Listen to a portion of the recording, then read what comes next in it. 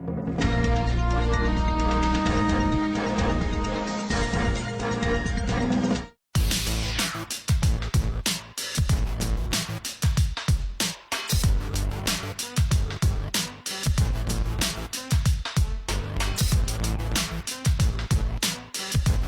tengah masalah rumah tangga Sule dan Natalie Holzker, Rizky Febian membongkar pelakuan sang ibu sambung kepadanya.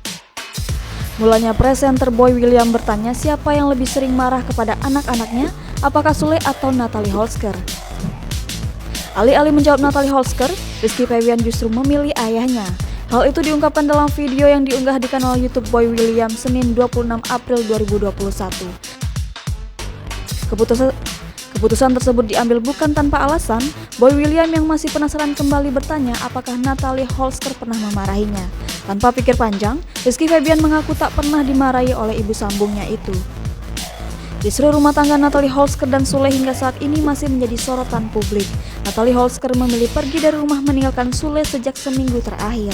Namun di tengah konflik rumah tangga, Natalie Holzker justru membawa kabar bahagia. Kini Natalie tengah mengandung anak pertamanya dari pernikahan dengan Sule.